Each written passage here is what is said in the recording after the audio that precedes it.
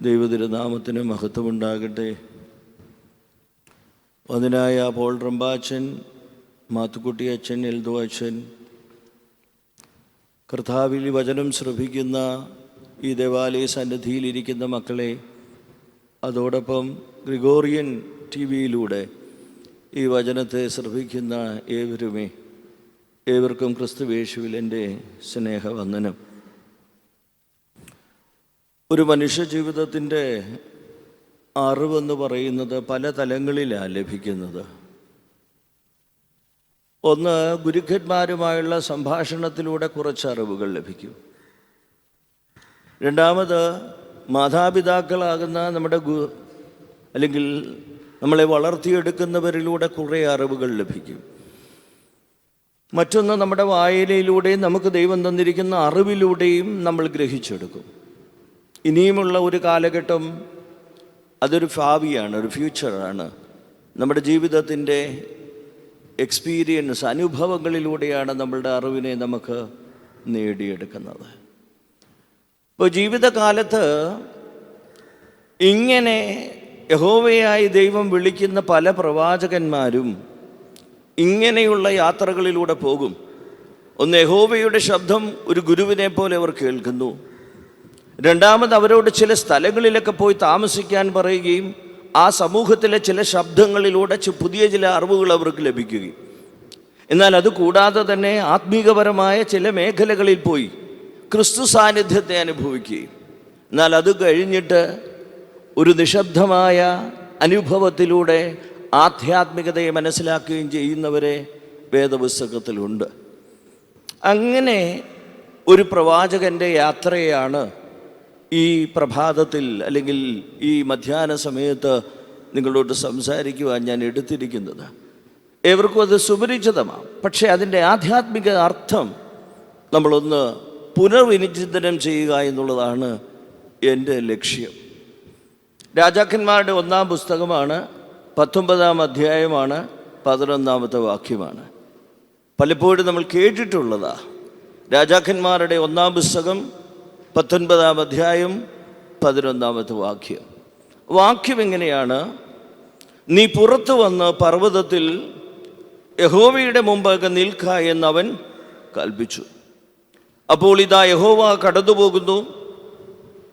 ശക്തിയുള്ളൊരു കൊടുങ്കാറ്റ് യഹോവയുടെ മുമ്പിൽ പർവ്വതങ്ങളെ കീറി പാറകളെ തകർത്തു. എന്നാൽ കാറ്റിൽ യഹോവ ഇല്ലായിരുന്നു. കാറ്റിന് ശേഷം ഒരു ഭൂകമ്പമുണ്ടായി. ഭൂകമ്പത്തിലും യഹോവ ഇല്ലായിരുന്നു. ഭൂകമ്പത്തിന് ശേഷം ഒരു തീയിലും യഹോവ ഇല്ലായിരുന്നു. തീയുടെ ശേഷം സാവധാനത്തിൽ ഒരു മൃദുസ്വരമുണ്ടായി. ഏലിയാവ് അത് കേട്ടു. എല്ലാവർക്കും അറിയാം ഈ വേദഭാഗത്തിൻ്റെ ആ വാക്കുകൾ. 1, വലിയ കൊടുങ്കാറ്റ്. 2, ഒരു ഭൂകമ്പം. 3, ഒരു തീയ്. 4-ാമത്തേതൊരു, അവിടെ നമ്മൾ പറയുന്ന ഒരു ജെൻറൽ വിസ്പർ എന്ന ഒരു മൃദുസ്വരം അല്ലെങ്കിൽ മൃദുവായ കാറ്റ്. ഇതിൽ തൻ്റെ ജീവിതത്തെ മാറ്റപ്പെടുത്തിയെടുത്ത ഒരു മനുഷ്യൻ്റെ കഥയാണ് ഈ ഇന്നത്തെ നമ്മളുടെ ചിത്രം. ഞാൻ ആലോചിച്ചു, എന്തിനാണ് ഏലിയാവ് എന്ന് പറയുന്ന ഒരു പ്രവാചകൻ്റെ മുമ്പിൽ യഹോവയായി ദൈവം ഇങ്ങനെയുള്ള 4 സംഗതികൾ കാണിച്ചത്? അതിൻ്റെ പിന്നിലൊരു അറിവുണ്ട്. ആ അറിവിതാണ്, ദൈവം പറയുന്ന ചില കാര്യങ്ങൾ, ചിലപ്പോൾ ദൈവം നിന്നോട് സംസാരിക്കുന്ന ചില മിസ്റ്ററികളാണ്, രഹസ്യങ്ങളാണ്. ആ രഹസ്യങ്ങൾ നിനക്ക് മനസ്സിലാക്കാൻ തക്കവണ്ണം, നിനക്ക് ഗ്രഹിക്കുവാൻ തക്കവണ്ണം നീ വളർന്നിട്ടുണ്ടെങ്കിൽ മാത്രമാണ് അത് നമ്മളോട് സംസാരിക്കുക. ദൈവം ആദ്യം ചിലതൊക്കെ സംസാരിക്കും. അത് അത്ഭുതങ്ങളായിരിക്കാം, അടയാളങ്ങളായിരിക്കാം. എന്നാൽ ദൈവത്തിന് യഥാർത്ഥത്തിലുള്ള ചില കാര്യങ്ങൾ സംസാരിക്കണമെങ്കിൽ നീ രൂപപ്പെടണം. ഏലിയാവ് ജീവിതത്തിൻ്റെ രംഗങ്ങൾ നിങ്ങൾ നോക്കിയാൽ, അദ്ദേഹത്തിൻ്റെ കഥകൾ, സംഭവങ്ങളൊക്കെ നോക്കിയാൽ, ഈ സംഭവത്തിൻ്റെ മുമ്പിൽ കെരീത്ത് തോട്ടിൽ പോകുന്ന ഒരു സംഭവമുണ്ട്. സാറഭാത്തിലെ വിധവയുടെ അടുക്കൽ പോകുന്ന ഒരു സംഭവമുണ്ട്. കർമ്മേൽ പർവ്വതത്തിൽ തീയിറങ്ങുന്ന ഒരു സംഭവമുണ്ട്. എല്ലാം ശരിയാണ്. എന്നാൽ അവസാനമായി ആ സംഭവങ്ങൾക്കൊന്നും ശേഷം ദൈവത്തിന് അവനോട് പറയാനുള്ള ചില കാര്യങ്ങൾ വെളിപ്പെടുത്തുവാൻ തക്കവണ്ണം ഏലിയാവ് രൂപപ്പെട്ടിട്ടില്ല. ഞാനും നിങ്ങളുമൊക്കെ ചിലപ്പോൾ ദൈവത്തിൻ്റെ ചില അത്ഭുതങ്ങൾ കാണുമ്പോൾ അവിടെ എന്നോട് ദൈവം സംസാരിച്ചു എന്ന് പറയാനൊക്കെ തയ്യാറായേക്കാം. പക്ഷേ ഏലിയാവിനെ ദൈവം പഠിപ്പിക്കുകയാണ്, നിന്റെ ജീവിതത്തിലൂടെ ഭൂകമ്പം ഉണ്ടായേക്കാം, നിന്റെ ജീവിതത്തിലൂടെ തീ ഉണ്ടായേക്കാം, നിന്റെ ജീവിതത്തിലൂടെ കൊടുങ്കാറ്റുകൾ അടിച്ചേക്കാം. ഇതെല്ലാം ഒരുപക്ഷെ നീ ചിന്തിക്കും നിന്റെ ജീവിതത്തിലെ അത്ഭുതങ്ങളാണ്. പക്ഷേ ഏലിയാവ് അങ്ങനെ ഒരു മനുഷ്യനായിരിക്കാം, ഇങ്ങനെ ഒരു മനുഷ്യനായിരുന്നു ഇക്കാലം അത്രയും. എന്നാൽ ഇന്ന് അവൻ രൂപപ്പെട്ടുവോ എന്നറിയാൻ വേണ്ടിയാണ് ഒരു ഗുഹാമുഖത്ത് നിർത്തുന്നതും ആ മൃദുസ്വരം വരുന്നതും മൃദുസ്വരത്തിൽ ദൈവത്തെ കാണുന്നതും. ആധുനിക കാലത്തിനൊരു പ്രശ്നമുണ്ട്, വലിയ ശബ്ദകോലാഹലങ്ങൾ ഉണ്ടെങ്കിലേ ദൈവത്തെ നമ്മൾ അല്പമെങ്കിലും മനസ്സിലാക്കത്തുള്ളൂ. നിശബ്ദമായ ശബ്ദവും നിശബ്ദമായ പ്രാർത്ഥനകളും നിശബ്ദമായ ഉപവാസങ്ങളും ഒക്കെ മനുഷ്യൻ പലപ്പോഴും എടുക്കാൻ മടിക്കുന്നു. എന്നാൽ ഈ വേദഭാഗം വായിച്ചപ്പോൾ എന്നെ ആകർഷിച്ചത് ഇതാണ്, ഏലിയാവ് മൃദുസ്വരം കേൾക്കുന്നത് പോലെ നിന്റെ ഉപവാസങ്ങളൊക്കെ എങ്ങനെയായിരിക്കണം? കർത്താവ് പറഞ്ഞ പോലെ നീ അറയിൽ കടന്ന് വാതിലടച്ച് നിശബ്ദനായി പ്രാർത്ഥിക്കുന്നവനാവുക, നിശബ്ദമായി നിന്റെ ഉപവാസങ്ങൾ നടത്തുക, നിശബ്ദമായി നിന്റെ ദാനധർമ്മങ്ങൾ ചെയ്യുക. അവിടെയാണ് നീ ആരുടെ ശബ്ദം കേൾക്കുന്നത്? ദൈവം. അങ്ങനെ വരുമ്പോൾ നിന്നോട് സംസാരിക്കുന്നത് ആരാ? അല്ലെങ്കിൽ നമ്മൾ എല്ലാവർക്കും തുറന്ന പുസ്തകമായി എല്ലാവരുടെ മുമ്പിൽ ദാനധർമ്മം ചെയ്യുമ്പോൾ നമുക്ക് വേണ്ടി സംസാരിക്കുന്നത് ആരാ? ഏലിയാ പറഞ്ഞ പോലെ ഭൂകമ്പവും തീയും അഗ്നിയുമൊക്കെ. ആളുകൾ ഇങ്ങനെ ശബ്ദത്തിൽ പറയും, അവൻ വലിയ മനുഷ്യനാണ്, അവൻ വലിയ ദാനധർമ്മങ്ങൾ ചെയ്യുന്നു, അവൻ വലിയ ഉപവാസത്തിൻ്റെ ആളാണ്, പ്രാർത്ഥനയുടെ മഹാനാണ്. ഇവിടെയാണ് ഏലിയാവ് ജീവിതത്തിൽ മാറ്റപ്പെട്ട ഒരു ചരിത്രം നിങ്ങളുടെ മുമ്പിൽ ഞാൻ കൊണ്ടുവരുന്നത്. ഇവിടെ നമുക്ക് വേണ്ടത് മൃദുവായ ശബ്ദം കേൾക്കുന്ന മനുഷ്യനാവുക എന്നതാണ് നമ്മളുടെ ലക്ഷ്യം. മൃദുവായ ശബ്ദം കേൾക്കണമെങ്കിൽ സാധാരണ ഒരു ജീവിതം കൊണ്ട് അസാധ്യമാണത്. ഏലിയാവ് എന്ന് പറയുന്ന മനുഷ്യന് പോലും ജീവിതത്തിൽ അതിലേക്ക് കടന്നു വരുവാൻ ഒത്തിരി സമയമെടുത്തു. അതെന്താണെന്നുള്ളത് ഞാൻ ഇനിയൊന്ന് വിശദീകരിക്കാം. അതിനു മുമ്പായി അതിൻ്റെ ആമുഖരൂപമാണ് ഞാൻ പറഞ്ഞത്. ജീവിതത്തിൽ യഹോവയായ ദൈവത്തിന് ഏലിയാവിനോട് ഒരു കാര്യം പറയണം. കെരീത്ത് തോട്ടിൽ കൊണ്ടുപോയി അത്ഭുതം കഴിഞ്ഞു. ഏലിയാവിനോട് പറയാൻ ദൈവത്തിന് തോന്നിയില്ല, കാരണം അവൻ അത്രയും വളർന്നില്ല. അതുകൊണ്ടാണ് ഞാൻ പറഞ്ഞത്, ഒരു മനുഷ്യൻ ഒരു പള്ളിയിലേക്ക് അച്ഛൻ ചെല്ലുന്ന ഉടനെ ആദ്യമായിട്ട് നമ്മൾ അച്ഛനായിട്ടൊരു പള്ളിയിൽ ചെന്ന് കഴിഞ്ഞാൽ വലിയ അനുഭവ പരിജ്ഞാനമൊന്നുമില്ല. ഉണ്ടോ? എനിക്ക് എൻ്റെ ജീവിതത്തിൽ തോന്നിയിട്ടുണ്ട്. നമ്മളും ചിലപ്പോൾ ആരെങ്കിലും ഇങ്ങോട്ട് പറഞ്ഞാൽ നമ്മളും തിരിച്ചങ്ങോട്ട് പറയും, എന്താടാ നിനക്ക് എന്നാ കുഴപ്പം? നമ്മൾ അറിയാതെ സംസാരിച്ചു പോകും. എന്നാൽ കുറേ വർഷങ്ങൾ കഴിയുമ്പോൾ നമുക്ക് എന്തുണ്ട്? ഒരു അനുഭവ പരിജ്ഞാനം വരുമ്പോൾ അവിടെ ഞാൻ അങ്ങനെയല്ല സംസാരിക്കേണ്ടെന്നുള്ളൊരു വിവേകം എനിക്ക് ലഭിക്കും. ഏലിയാവിനെ സംബന്ധിച്ച് ഇതുപോലെ ജീവിതയാത്രയുടെ ഓരോ ഘട്ടങ്ങൾ കഴിഞ്ഞ് ദൈവം ചിന്തിക്കുന്നു, ഞാൻ ആഗ്രഹിക്കുന്ന പോലെ അവൻ രൂപപ്പെട്ടിട്ടുണ്ടോ, അവന് മാറ്റം വന്നിട്ടുണ്ടോ? എങ്കിൽ മാത്രമേ ദൈവം യഥാർത്ഥത്തിൽ നമ്മളോട് സംസാരിക്കുകയുള്ളൂ. നിങ്ങൾക്കറിയാം, ഹാഗാർ എന്ന് പറയുന്നൊരു പെൺകുട്ടി മരുഭൂമിയിൽ പോയി അല്ലേ? അവിടെ പോയി ഇഷ്മായേൽ എന്ന് പറയുന്ന ഒരു മകനെ കയ്യിൽ ഇങ്ങനെ വെച്ചിട്ടുണ്ട്. ആ ബാലൻ മരിക്കുമെന്ന് വിചാരിച്ച് അവസാനത്തെ വെള്ളവും കൊടുത്ത് തുരുത്തിയിലെ വെള്ളം കൊടുത്തിട്ട് അകലങ്ങളിലിരുന്ന് അവൻ്റെ മരണം കാണണ്ട എന്ന് വിചാരിച്ചിരിക്കുമ്പോൾ ബാലൻ്റെ കണ്ണുനീർ എവിടെ വന്നു എന്നാണ് പറയുന്നത്? ദൈവസന്നിധിയിലെത്തി. ബാലൻ്റെ കണ്ണുനീർ ദൈവസന്നിധിയിലെത്തിയപ്പോൾ ഒരു ഉത്തരവുണ്ട്. എന്താ ഉത്തരം? ആ മകൻ കരഞ്ഞത് എന്തിനാ? വിശക്കുന്നു എന്ന് പറയുന്നത് മാത്രമല്ല, എൻ്റെ അമ്മ എവിടെ എന്നുള്ളതാണ്. നമ്മൾ വിചാരിക്കും കുഞ്ഞ് കരഞ്ഞത് പാലിന് വേണ്ടിയാകാം, പക്ഷെ കുഞ്ഞ് കരയുന്നത് വെള്ളത്തിന് വേണ്ടിയാകാം, പക്ഷെ കുഞ്ഞ് ആഗ്രഹിക്കുന്നത് അമ്മയാ. അപ്പോൾ ദൈവത്തിന് തോന്നി, ഈ അമ്മ ഒരു പ്രതിജ്ഞ ചെയ്തു. എന്താ പ്രതിജ്ഞ? ഇനിയും അവൻ്റെ മരണം കാണുന്നതിന് മുമ്പ് വെള്ളം കണ്ടില്ല എങ്കിൽ അവന് കൊടുക്കുവാൻ എൻ്റെ കയ്യിൽ തുരുത്തിയിൽ വെള്ളമില്ലാതിരിക്കെ ഒരു വെള്ളം അവന് വേണ്ടി തുറന്നില്ല എങ്കിൽ ആരുടെ അടുക്കൽ പോകത്തില്ല? ഈ അമ്മ ഈ മകൻ്റെ അടുക്കൽ മടങ്ങി ചെല്ലുകയില്ല. അപ്പോൾ ദൈവം എന്ത് ചെയ്തു? അവളുടെ കണ്ണു തുറന്നു, അവിടെ ഒരു ജലാശയം കണ്ടു. ഇതാണ് മൃദുസ്വരം എന്ന് പറയുന്നത്. ദൈവത്തിന് നിന്നുമേൽ പ്രവർത്തിക്കണമെന്ന് തോന്നുന്ന ഒരു അനുഭവത്തിലേക്ക് നീ മടങ്ങി വരുന്ന ദിവസമാണ് യഥാർത്ഥത്തിൽ ദൈവശബ്ദം നീ കേൾക്കുവാൻ തക്കവണ്ണം. അവിടെ പിന്നെ നീ ദൈവശബ്ദം കേട്ടു എന്ന് ആരോടും പറയുകയില്ല.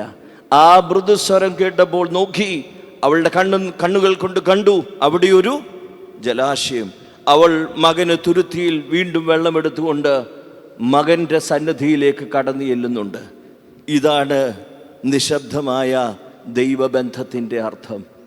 അവിടെ മാത്രമല്ല, 18 വർഷമായ ഒരു പെൺകുട്ടി, ഒരു സ്ത്രീ ദേവാലയത്തിൽ പോയി നിൽക്കുന്നത് നിങ്ങൾക്കറിയാം അല്ലേ? 18 വർഷമായി അവൾ എവിടെ പോകുന്നുണ്ട്? ദേവാലയത്തിൽ പോകുന്നു. പിറുപിറുപ്പ് വല്ലതും ഉണ്ടോ? നമ്മളാണെങ്കിൽ ചെറിയ ചെറിയ അസ്വസ്ഥത വന്നാൽ പിന്നെ പള്ളിയിൽ പോകുന്ന കാര്യത്തിൽ മടി വിചാരിക്കും. 18 വർഷമായി കൂനിയാണെങ്കിലും അവൾ ദേവാലയത്തിൽ. അവിടെയാണ് നിശബ്ദമായ പ്രാർത്ഥനയെന്ന് ഞാൻ പറഞ്ഞത്. അവൾക്ക് ദൈവത്തോടൊന്നും ചോദിക്കാനില്ല, പക്ഷെ അവൾക്ക് ദൈവത്തിൻ്റെ സാന്നിധ്യം അനുഭവിക്കണം. ദൈവ സാന്നിധ്യം അനുഭവിക്കണമെന്ന് വിചാരിച്ചുകൊണ്ട് അവൾ എവിടെ ചെല്ലുന്നു? ദേവാലയത്തിൽ. പക്ഷെ അവൾ ഒരിക്കൽ പോലും അവളുടെ കൂന് നിവർക്കണമെന്ന് വിചാരിച്ചല്ല. ഇതാണ് നിശബ്ദമായ പ്രാർത്ഥന.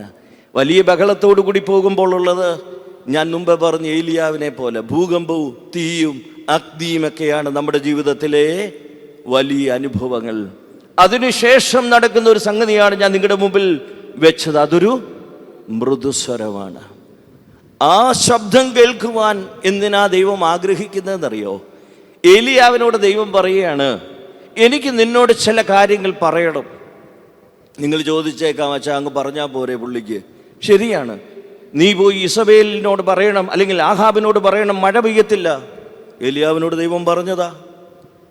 എന്നാൽ കെരീത്ത് തോട്ടിൽ പോകണം, അതും പറഞ്ഞതാ.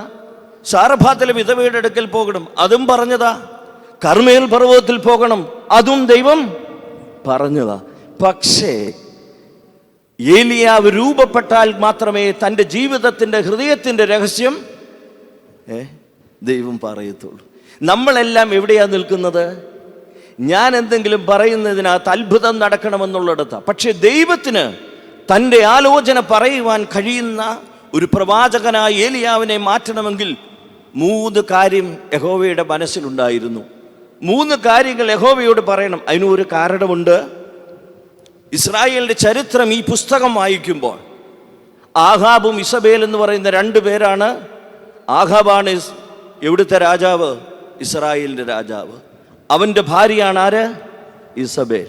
ഒരു സംഭവമേ ഉള്ളൂ, അവർ പ്രാർത്ഥിക്കുന്നത് ആരോടല്ല? യഹോവയോടല്ല. അവർ പ്രാർത്ഥിക്കുന്നത് കർമ്മേൽ പർവ്വതത്തിൽ എന്തിനു വേണ്ടിയാ പോയേ? ബാൽ ദൈവങ്ങളെ ആദരിക്കുന്നവരും അവരുടെ മുമ്പാകെ മുട്ടുമടക്കുന്നവരുമായിട്ടാണ് വേദപുസ്തകത്തിൽ ആരെ കാണുന്നത്? ദൈവം വിളിച്ചോണ്ട് വന്ന ഇസ്രായേലിൻ്റെ രാജാക്കന്മാരാ. ഇസ്രായേലിൻ്റെ രാജാവായ ആഹാബും അവൻ്റെ ഭാര്യയായ ഇസബേലും എവിടെയാ നിൽക്കുന്നത്? ബാലിൻ്റെ പ്രവാചകന്മാരുടെ മുമ്പിൽ മുട്ടുമടക്കുന്നവരായി. അപ്പോൾ ദൈവത്തിനൊരു ഉദ്ദേശമുണ്ട്. എന്താ ഉദ്ദേശം? വാൽ വിഗ്രഹങ്ങളെ ഇല്ലാതാക്കി സത്യദൈവമായ യഹോവയെ ഇസ്രായേലിൽ വീണ്ടും. കാരണം ഇസ്രായേലിനെ വിളിച്ചുകൊണ്ട് പോയത് ആരാ? യഹോവയാ.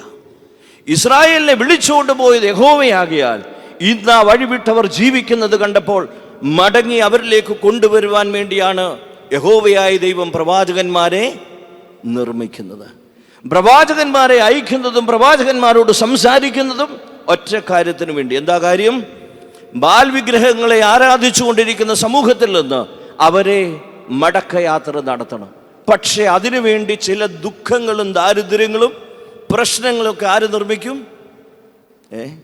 ഞാൻ ഈ പുസ്തകത്തിലുള്ളതാ പറയുന്നത് കേട്ടോ. പക്ഷെ അതിനെ ഒന്ന് ക്രോഡീകരിച്ചാണ് കഥ പറയുന്നതെന്ന് മാത്രം. അവിടെ വെച്ച് ദൈവം ചില പ്രശ്നങ്ങൾ ഉണ്ടാക്കും. എന്താ? ആഹാബ് യഹോവയായ ദൈവത്തെ ആരാധിക്കുന്നില്ല. അതുകൊണ്ട് ഏലിയാവിനോട് പറഞ്ഞു, മഴ പെയ്യാതിരിക്കണം, നീ പോയി പറഞ്ഞേര്. ഇനിയും യഹോവയ്ക്ക് പ്രവാചകന്മാരുണ്ട് എന്നവന് ബോധ്യപ്പെടുത്തുവാൻ നീ എന്ത് ചെയ്യണം? നീ പോയി മഴയില്ല, മഴ പെയ്യുകയില്ല എന്നും ആകാശത്തിൽ നിന്ന് മഞ്ഞും മഴയും പെയ്യുകയില്ല എന്ന് നീ പറയാൻ പറഞ്ഞു. അല്ലേ? അതൊക്കെ സത്യമാണ്. രണ്ടാമത് ദൈവം പറയുന്നുണ്ട്, സെറാഫാത്തിലെ വിധവയുടെ അടുക്കിലേക്ക് പോകണം, കർമ്മേൽ പർവ്വതത്തിലേക്കൊക്കെ പോകണം. അതിലേക്ക് ഞാൻ പിന്നീട് ഒരു യാത്ര നടത്തിക്കോളാം. അപ്പോൾ ഇങ്ങനെയൊക്കെ പറഞ്ഞിട്ടും ആഹാബോ ഇസബേലോ ആ സമൂഹമോ സത്യദൈവത്തിലേക്ക് മടങ്ങി വന്നില്ല. അപ്പോൾ ഇനി ഒരു രഹസ്യം ഏലിയാവിനോട് പറയണം. ആ രഹസ്യമാണ്, അതിനുള്ള യോഗ്യത ഏലിയാവിന് എത്തിയിട്ടില്ല എന്ന് ദൈവത്തിന് തോന്നി. ഇപ്പോൾ അതിനുള്ള യോഗ്യതയായി എപ്പോഴാ? ഈ മൃദുസ്വരം കേൾക്കാനുള്ള കഴിവ് വന്നപ്പോൾ യഹോവയായ ദൈവത്തിന് മനസ്സിലായി, ഏലിയാവിനോട് ഇനിയും എൻ്റെ രഹസ്യം പറയാം. നമ്മൾ പലപ്പോഴും ആ ലെവലിലേക്കൊന്നും വളരത്തില്ല. നമ്മൾ ആദ്യത്തെ ലെവലിൽ തന്നെ ചുരുണ്ടുകൂട്ടി കിടക്കുക. ഏലിയാവ് ആ ലെവലിലേക്ക് വന്നു. എന്താ? മൃദുസ്വരം കേൾക്കുവാനുള്ള യോഗ്യത. അതെങ്ങനെ വന്നു എന്നുള്ളത് ഞാൻ പിന്നീട് പറയാം. ആ മൃദുസ്വരം കേൾക്കുവാനുള്ള യോഗ്യതയിലേക്ക് വന്നു. അവിടെ വെച്ച് യഹോവയായ ദൈവം ഏലിയാവിനോട് പറഞ്ഞെന്താണെന്നറിയോ? ഏലിയാവേ, നീ മൃദുസ്വരം കേട്ടതുകൊണ്ട് എനിക്ക് നിന്നോട് പറയാനുള്ള 1-2 കാര്യങ്ങൾ എന്തൊക്കെയാണെന്നറിയാമോ? ഒന്നാമത്തെ കാര്യം, നീ ഹസായേലിനെ അരാമിൻ്റെ രാജാവാക്കണം. രണ്ടാമത്തെ കാര്യം, നീ എന്താ ചെയ്യേണ്ടത്? നീ യേഹൂവിനെ ഇസ്രായേലിൻ്റെ രാജാവായി വാഴിക്കണം. മൂന്നാമത്തെ കാര്യം, നിങ്ങൾ കേട്ടാൽ ചിന്തിക്കും, നിന്റെ പിൻഗാമിയായ എലീശായെ വാഴിക്കണം. ഇച്ചിരി ബുദ്ധിമുട്ടുള്ള കാര്യമായതല്ലേ? അപ്പോൾ മൃദുസ്വരം കേൾക്കുവാൻ, അതായത് എൻ്റെ പിൻഗാമിയായിട്ട് ഒരുത്തം വരണമെന്ന് ഞാൻ അത്ര എളുപ്പം ആഗ്രഹിക്കുമോ? നമ്മുടെ ജോലി തെറിക്കുകയാണെങ്കിൽ നമുക്ക് വലിയ ബുദ്ധിമുട്ടല്ലേ? അപ്പോൾ അങ്ങനെ ഒരു മൃദുസ്വരം കേൾക്കുവാനുള്ള യോഗ്യതയിലേക്ക് ഏലിയാവ് വന്നാൽ മാത്രമേ ദൈവത്തിന് ഇത് പറയാനായിട്ട് സാധിക്കുകയുള്ളൂ. അതുകൊണ്ട് അതിനുള്ള യോഗ്യതയിലേക്ക് എങ്ങനെയാണ് ഏലിയാവ് രൂപപ്പെട്ടതെന്നുള്ളതാണ് നമ്മുടെ ഇന്നത്തെ യാത്ര. എങ്ങനെയാണ് ഏലിയാവ് അങ്ങനെ ഒരു ലോകത്തിലേക്ക് വന്നത്, അതിനുള്ള കാരണമെന്നായിരുന്നു എന്നതിൻ്റെ ഒരു പഠനമാണ് നമ്മൾ അല്പസമയം നടത്തുവാനായിട്ട് പോകുന്നത്. അതുകൊണ്ട് ഞാൻ ഓർമ്മിപ്പിച്ചു, ഏലിയാവ് മൃദുസ്വരം കേൾക്കുന്ന ഒരു മനുഷ്യനായി മാറി എന്നുള്ളതാണ് ഒന്നാമത്തെ കാര്യം. അതിനു മുമ്പായി ഈ സംഭവം നിങ്ങൾക്കറിയാം. അതിൻ്റെ സംഭവത്തിൻ്റെ രത്നച്ചുരുക്കം ഞാനൊന്ന് പറഞ്ഞേക്കാം. ആഹാബ് പറയുന്ന ഇസ്രായേലിൻ്റെ രാജാവിൻ്റെ അടുക്കൽ അവൻ ബാൽ വിഗ്രഹങ്ങളെ ആരാധിക്കുകയും പ്രാർത്ഥിക്കുകയും ചെയ്യുന്നതുകൊണ്ട് യഹോവയായ ദൈവം ഏലിയാവിനോട് പറഞ്ഞു, അവൻ ചെയ്യുന്ന പ്രവൃത്തിയിൽ നിന്ന് അവൻ പിന്മാറുന്നില്ല. അതുകൊണ്ട് ചില ശിക്ഷകൾ ഞാൻ നടത്തുകയാണ്. ഈ ശിക്ഷകൾ മുഖാന്തരം ഒരുപക്ഷെ അവൻ മാനസാന്തരപ്പെട്ടേക്കാം. ദൈവം പലപ്പോഴും എത്ര ശിക്ഷകൾ തന്നാലും നമുക്ക് ചില സന്തോഷങ്ങൾ ലഭിച്ചാൽ നമ്മൾ എന്ത് ചെയ്യത്തില്ല? അതിൽ നിന്ന് മടങ്ങിപ്പോകത്തില്ല. എനിക്ക് ചിലപ്പോഴൊക്കെ തോന്നിയിട്ടുണ്ട്, യോനായുടെ പുസ്തകം വായിക്കുമ്പോഴേ എല്ലാം ആ ഭാരമെല്ലാം എടുത്തെറിഞ്ഞു. കപ്പലിൽ ആടി ഉലയുന്നത് മാറിയോ? നിങ്ങൾ ശ്രദ്ധിച്ചിട്ടുണ്ടോ? അതായത് നിനുവയിലേക്ക് പോയ അല്ലെങ്കിൽ തർശീസിലേക്ക് പോയ കപ്പലിലുള്ള എല്ലാ ഭാരങ്ങളും എടുത്തെറിഞ്ഞു അല്ലേ? ഈ പുസ്തകത്തിലുള്ള കാര്യമല്ലേ ഞാൻ പറയുന്നു.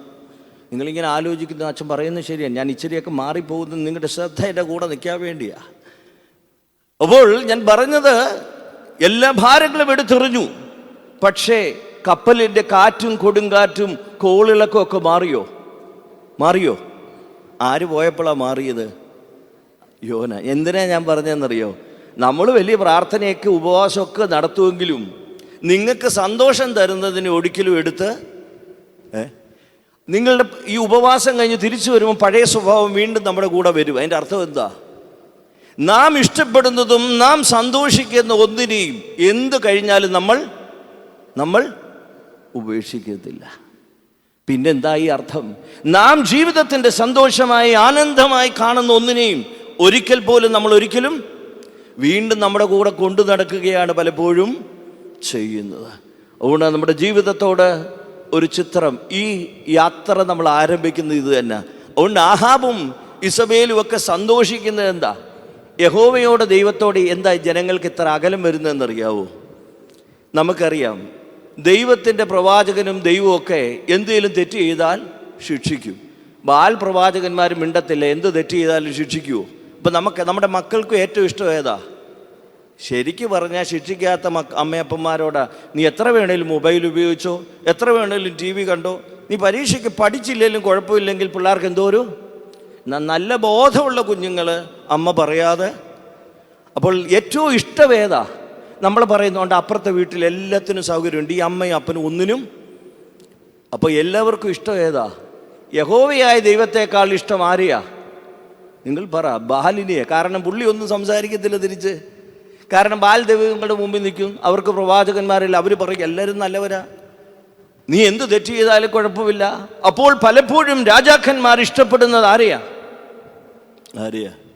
നിങ്ങളും പറയത്തില്ലേ, അച്ഛന്മാർ കൊച്ചെവിടെ കിടന്ന് ഓടിയാലും ഇവിടെ എന്ത് ബഹളം കാണിച്ചാലും പള്ളിയിൽ ഒന്നും പറയത്തില്ല, ആ അച്ഛൻ നല്ലതായിരുന്നു, ഇപ്പം വന്ന അച്ഛൻ ഇച്ചിരി ശുണ്ടിയാ, ചുമ്മാ എല്ലാത്തിനും കയറി അങ്ങ് വഴക്കിടും.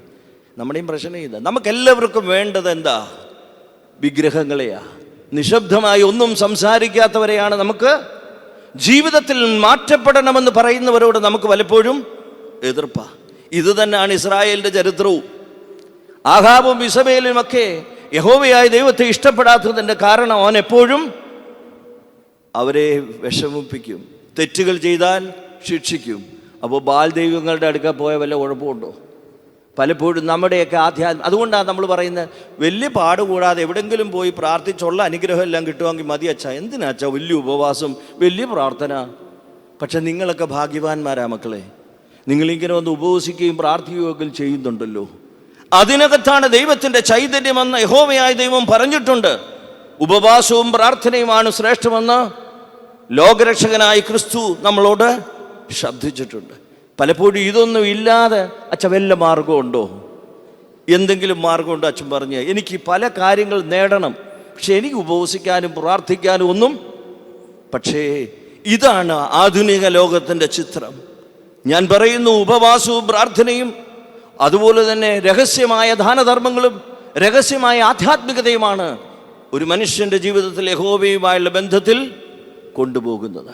അതുകൊണ്ട് ഞാൻ ഓർമ്മപ്പെടുത്തുവാൻ പോകുന്നത് ഇങ്ങനെ ഒരു ആഹാബിനെയും ഇസബേലിനെയും. അതുകൊണ്ട് അവർ സത്യദൈവമായ യഹോവയിലല്ല സഞ്ചരിക്കുന്നത്, അവർ ബാൽ വിഗ്രഹങ്ങളെ. അങ്ങനെ ഇരിക്കുമ്പോഴാണ് ആരെ പറഞ്ഞു വിടുന്നത്? ഏലിയാവിനെ പറഞ്ഞു. തിഷ്ബ്യനായ ഏലിയാവിനെ യഹോവയായ ദൈവം പറഞ്ഞു വിടുന്നു, നീ പോയി ആഹാബിനോട് സംസാരിക്കണം. എന്താ? നീ അവനോട് നേരെ ഒന്നും പറഞ്ഞിട്ട് ഗുണമില്ലാത്തത് കൊണ്ട് നീ പോയി ബാൽ വിഗ്രഹങ്ങളെ ആരാധിക്കരുതെന്നല്ല പറഞ്ഞത്. എന്താ പറഞ്ഞത്? ഇനി ഞാൻ പറഞ്ഞിട്ടല്ലാതെ ഭൂമിയിൽ മഴ പെയ്യുകയില്ല. ഇവിടെയെങ്ങും ആരുടെ നിമിത്തമാണ് ഒരു രാജ്യത്തെ ദൈവം ദ്രോഹിച്ചത്? ആഹാബും ഇസബേലും നിമിത്തം.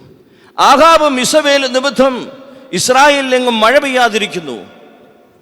അത് കഴിഞ്ഞപ്പോൾ ഏലിയാവിനോട് പറഞ്ഞു, നീ പോയി കെരീത്ത് തോട്ടിൽ ഇരിക്കാൻ പറഞ്ഞു. അവൻ പോയി കെരീത്ത് തോട്ടിലിരുന്നു. ഒരല്പകാലം കഴിഞ്ഞപ്പോൾ കെരീത്ത് തോട് പറ്റി. അവനോട് പറഞ്ഞു, സാരഭാത്തിലെ വിധവയുടെ അടുക്കൽ പോകാൻ പറഞ്ഞു. അവൻ പോയി സാരഭാത്തിലെ വിധവയുടെ അടുക്കലിരുന്നു. അത് കഴിഞ്ഞതിന് ശേഷം ദൈവത്തിന് മനസ്സിലായി, ഇനിയെങ്കിലും അവൻ മാനസാന്തരപ്പെട്ട് കാണുമെന്ന് വിചാരിച്ച് അങ്ങോട്ട് വിട്ടു. ഏലിയാവിനോട് പറഞ്ഞു, നീ നേരെ പോയി ആഹാബിനെ നിന്റെ മുഖം കാണിച്ചിട്ട് പറയണം, ഈ ഭൂമിയിൽ മഴ പെയ്യാനൊക്കെ പോവുകയാണ്, പക്ഷേ സത്യദൈവം ആരാണെന്ന് കൂടി എനിക്ക് പ്രഖ്യാപിക്കണം. സത്യദൈവം ആരാണെന്ന് പ്രഖ്യാപിക്കാൻ വേണ്ടി കർമ്മേൽ പർവ്വതത്തിലേക്ക് പോകുന്നു. അവിടെ ഒരു മൃഗത്തെ വെക്കുന്നു, തീ ഇറങ്ങുന്നു. സത്യദൈവം യഹോവയായ ദൈവമാണെന്ന് ഏലിയാവ് തെളിയിക്കുന്നു. ഇതെല്ലാം നമുക്കറിയാം. അതിനുശേഷം ഏലിയാവിന് ചില ചിന്തകളുണ്ടായി. സത്യദൈവമെന്ന് ഞാൻ തെളിയിച്ചു കഴിയുമ്പോൾ ഇവിടെ വലിയ അത്ഭുതങ്ങളൊക്കെ നടക്കുമെന്ന്. നമ്മളൊരു കാര്യം മനസ്സിലാക്കണം, ദൈവം ഏലിയാവ് വിചാരിക്കുന്നത് ഞാൻ നല്ലവനാണ്. ഇപ്പം മോശം ആരാ? ആഹാബും. ദൈവം നമ്മുടെ ജീവിതത്തിൽ ഇടപെടുമ്പോൾ ആഹാബും ഇസബേലും രൂപപ്പെടുന്നതോടൊപ്പം നമ്മുടെ ജീവിതവും രൂപപ്പെടണമെന്ന് ദൈവത്തിന്.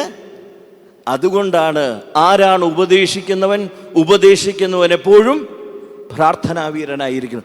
അതിനൊരു ഉദാഹരണമാണ് നിനിവയിലേക്ക് യോനയെ വിട്ടപ്പോൾ ഇവൻ നേരെ പോയി പറഞ്ഞാൽ അവനൊന്നും നന്നാവത്തില്ലെന്ന് ആർക്കറിയാം? നിങ്ങൾ വിചാരിക്കുന്ന പോലെ യോന തെറ്റ് ചെയ്തു, യോന കള്ളം അല്ലെങ്കിൽ വഴിതെറ്റിപ്പോയി, ഇതൊന്നും അല്ല അവിടെ സംഭവിച്ചത്.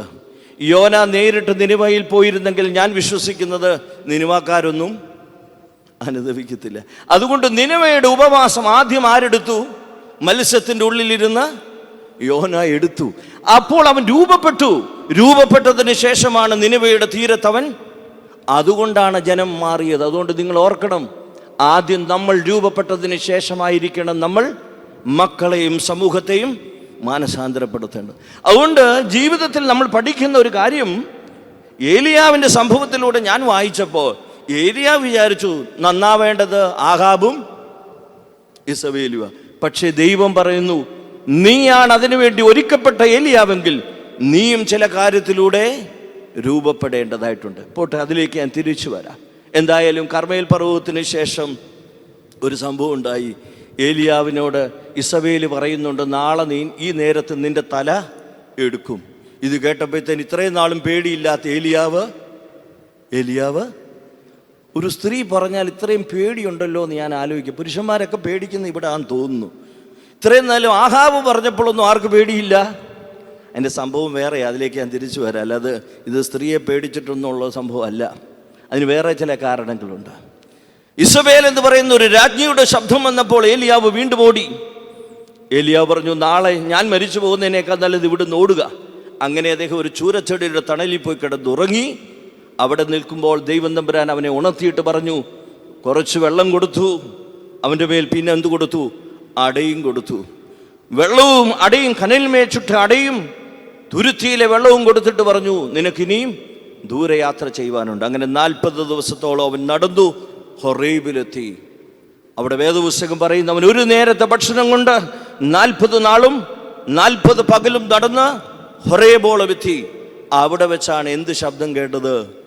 ദൈവം പറഞ്ഞു, നീ ഇനി പുറത്തു വരിക. എനിക്കിന്ന് മനസ്സിലായി, ഞാൻ പറയുന്നത് കേൾക്കുവാൻ തക്കവണ്ണം നീ രൂപപ്പെട്ടു എന്ന്. ആർക്ക് ബോധ്യപ്പെട്ടു? യഹോവയ്ക്ക് ബോധ്യപ്പെട്ടപ്പോൾ. എങ്കിലും ശരിയാണോ എന്നറിയാൻ വേണ്ടി ജീവിതത്തിലെ 2-3 വലിയ അത്ഭുതങ്ങൾ കാണിച്ചു. അതെന്താ? ഒന്നൊരു ഭൂകമ്പം, ഒന്നൊരു തീ, ഒന്നൊരു കൊടുങ്കാറ്റ്. ഇതെല്ലാം അടിച്ചപ്പോൾ യഹോവ അതിനകത്തില്ല എന്ന് ആര് പറഞ്ഞു? ഏലിയാവ് പറഞ്ഞപ്പോൾ ദൈവത്തിന് മനസ്സിലായി, അവൻ രൂപാന്തരപ്പെട്ടു. അപ്പോൾ ദൈവം തമ്പുരാൻ എന്ത് ചെയ്തു? അവനോട് ഒരു മൃദുസ്വരത്തിലൂടെ 3 കാര്യങ്ങൾ പറഞ്ഞു. ഈ രഹസ്യം, എൻ്റെ ഹൃദയത്തിലെ രഹസ്യം നിന്നോട് വെളിപ്പെടുത്തുവാൻ തക്കവണ്ണം നീ യോഗ്യനായി എന്ന് യഹോവയായ ദൈവത്തിന് ബോധ്യപ്പെട്ടപ്പോൾ എന്ത് ചെയ്തു? ദൈവം അവനോട് സംസാരിച്ചു. എന്നാൽ വേഗത്തിൽ ഞാൻ ഈ സംഭവത്തിലെ 2-3 കഥകളിലേക്ക് പോവുകയാണ്. ഒന്ന്, യഹോവയായ ദൈവം ഇസബേലിൻ്റെ അടുക്കലേക്കും ആഹാബിൻ്റെ അടുക്കലേക്കും ഏലിയാവിനെ അയക്കുന്നു. അവിടെ എല്ലാം എന്തുണ്ടായി? ഒരു ക്ഷാമമുണ്ടായി, മഴ പെയ്യുന്നില്ല. ഈ സംഭവം അറിയാം. അതിനുശേഷം യഹോവയായ ദൈവം ഏലിയാവിനോട് പറഞ്ഞു, നീ എവിടെ പോകണം? കെരീത്ത് തോട്ടിൽ പോകണം. ദൈവം തമ്പുരാന് ചില കാര്യങ്ങൾ പറയാൻ വേണ്ടിയാണ് ദൈവം തമ്പുരാൻ ഒരാളെ അങ്ങോട്ട് കൊണ്ടുപോയത്. അവിടെ ചെന്ന് കഴിഞ്ഞപ്പോൾ ഏലിയാവിന് തോന്നി, എടാ, വെള്ളം എനിക്കുണ്ട്, ആഹാബിൻ്റെ ദേശത്ത് വെള്ളമില്ല, ഇസ്രായേലിലെങ്ങും വെള്ളമില്ല, ഇവിടെ എനിക്ക് മാത്രം ദൈവം എന്ത് തരുന്നു? വെള്ളം തരുന്നു.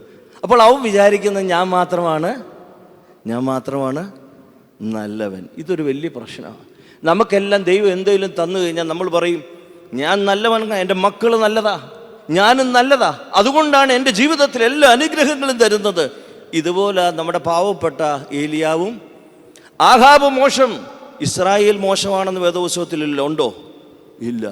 ആഹാബ് മോശം നിമിത്തം ഇസ്രായേലിലെ പല ജനത്തിനും വെള്ളം കിട്ടാതിരിക്കെ ഏലിയാവിനോട് ദൈവം പറയുന്നു, നിനക്ക് കെരീത്ത് തോട്ട് ഞാൻ തരാം. ശരിയാ, നീ കെരീത്ത് തോട്ടിൽ പോയിരിക്കുക. ദൈവം പറഞ്ഞു, നീ വേറെ ആർക്കും വെള്ളം കൊടുക്കരുതെന്ന് പറഞ്ഞു. നമ്മളാരും അങ്ങനെ ചിന്തിക്കാറില്ല. ഏലിയാവിനോട് പറഞ്ഞത് നീ വെള്ളം കുടിക്കുക, പക്ഷേ ഇസബേലോ ആഹാബിനോ കൊടുക്കരുതെന്ന് ഞാൻ സമ്മതിക്കാം. ഇസ്രായേലിലെ മറ്റാർക്കെങ്കിലും കൊടുക്കുന്നതിൽ തെറ്റുണ്ടോ? പക്ഷേ ഏലിയാവ് ചിന്തിക്കുന്നത് ഞാൻ മാത്രമാണ് നല്ലവൻ. ഇസ്രായേലിലെ മറ്റു ജനങ്ങളും നല്ലതാ, പക്ഷെ അതിലേക്ക് ചിന്തിക്കാൻ ആർക്ക് കഴിഞ്ഞില്ല? ഏലിയാവിന് കഴിഞ്ഞില്ല. അങ്ങനെ ഇരിക്കുമ്പോഴാണ് ദൈവം തമ്പുരാൻ വിചാരിച്ചു, ഞാൻ എപ്പോഴും വിചാരിക്കും, ദൈവം ഒരാൾക്ക് എന്തെങ്കിലും നൽകിയിട്ട് ആ കെരീത്തതോട് വറ്റിക്കണമെങ്കിൽ എന്താ കാര്യം? ആ മനുഷ്യനിൽ എന്തെങ്കിലും ഒരു കുറവുണ്ട്. ആർക്കാ ഇപ്പം കുറവ്? നമ്മൾ ഇത്ര നാളും ആഹാബിനും ഇസബേലിനുമാണ് കുറവ് പറഞ്ഞതെങ്കിൽ ഞാൻ ഇപ്പോൾ പറയുന്നു, ഏലിയാവിനൊരു കുറവുണ്ട്. അതിനൊരു ചെറിയ ഉദാഹരണം പറയാം. ഏലിയാവിൻ്റെ അടുക്കൽ ഏലിയാവ് അവിടെ വന്ന് വെള്ളത്തിൻ്റെ അടുക്കിരിക്കുക. പുള്ളി ഇങ്ങനെ ജലാശയം തുറന്നു കൊടുത്തു, വെള്ളമൊക്കെ കുടിച്ചു. പുള്ളി വിചാരിച്ചു ഞാൻ നല്ലവനാ. അങ്ങനെ ഇരിക്കും ദൈവം വിചാരിച്ചു, ഈ പാവത്തിന് ഇച്ചിരി എന്തോ കൊടുക്കാം, അപ്പവും കൂടെ കൊടുക്കാം, അല്ലേ? അങ്ങനെ ഇരിക്കുമ്പോൾ ഒരു കാക്ക പറന്നു വന്നു. ഏലിയാവിന് എന്തോ കൊണ്ടുപോകും? ഏത് അമ്മച്ചിയുടെ വീട്ടിലെ അപ്പമാണെന്ന് എനിക്കറിയത്തില്ല, അവിടെ കൊണ്ടുവന്നു. എല്ലാ ദിവസവും അമ്മച്ചി എന്തായാലും ഓരോ അപ്പം വെച്ച് കൊടുക്കും. ഇതാർക്ക് കൊണ്ട് കൊടുക്കും? ഏലിയാവിനും കൊണ്ട്. അതുകൊണ്ടാണ് നമ്മൾ ഈ നേർച്ചകളൊക്കെ വിശുദ്ധന്മാരുടെ നാമത്തിൽ വന്നതിൻ്റെ പിന്നിൽ ഈ തത്വവും കൂടിയുണ്ട്, അല്ലേ? അപ്പോൾ ഏലിയാവിന് അപ്പം കൊടുത്തു, അതുകൊണ്ട് ആ ദിവസം നമ്മൾ ഒരു അപ്പം ഉണ്ടാക്കും. ആ വിശുദ്ധൻ്റെ പെരുന്നാളിൽ നേർച്ചയായി എന്ത് കൊടുക്കും? പോകട്ടെ, അതൊരു കഥ മാത്രമാണ്. അത് ഇപ്പോൾ നമ്മളിങ്ങനെ വിശുദ്ധന്മാരുടെ പെരുന്നാളുകളിൽ നടത്തുന്നു. അപ്പോൾ ഒരു സംഭവം ഉണ്ടായി. എന്താണെന്നറിയാവോ? ഏലിയാവ് ഇങ്ങനെ ഇരിക്കുമ്പോൾ കാക്ക വരുന്നു, ഭക്ഷണം തന്നു. ഇത്രയും നാളില്ലേ കൂനിയായ സ്ത്രീയെ പോലെയാ, പള്ളിയിൽ പോകുന്നു, പ്രാർത്ഥിക്കുന്നു, സൗഖ്യത്തെക്കുറിച്ചൊന്നും ചിന്തിക്കുന്നില്ല. ഇച്ചിരി വെള്ളം കിട്ടുന്നുണ്ട്, അത് കുടിച്ചാൽ മതിയെന്ന് വിചാരിച്ചാണ് ഏലിയാവ് ഇവിടെ ഇരിക്കുന്നത്, കെരീത്തുള്ളൂ. അങ്ങനെ ഇരിക്കുമ്പോഴാണ് കാക്ക കൊണ്ടുവന്ന് അപ്പം തരുന്നത്.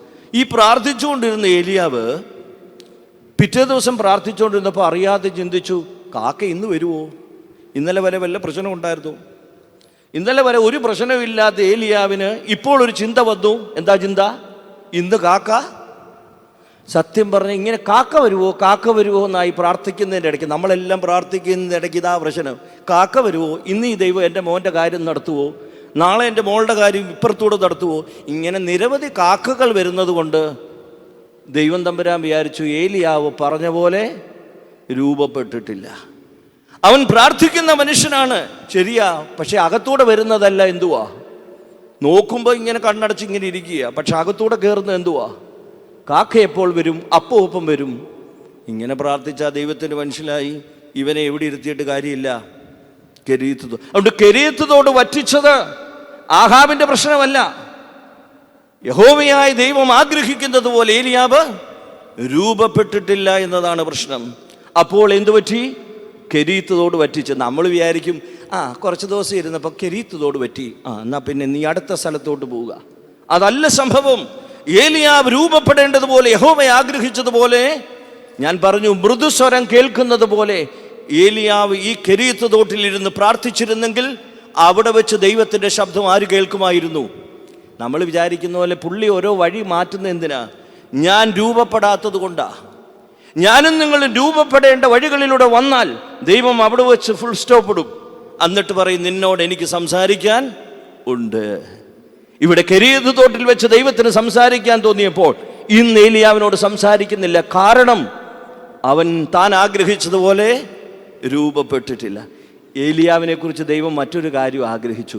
വെള്ളം കൊടുത്തിട്ട് വിചാരിച്ചു ഈ നാട്ടിലുള്ളവരെയൊക്കെ ഒന്ന് വിളിച്ച് ഈ പുള്ളി പറയും എനിക്ക് വെള്ളമുണ്ട്, എന്നാ നീയും കൂടെ വന്ന് കുടിക്കാൻ പറയണ്ടായോ? ദൈവം ഇതൊന്നും നമ്മളോട് പറയത്തില്ല.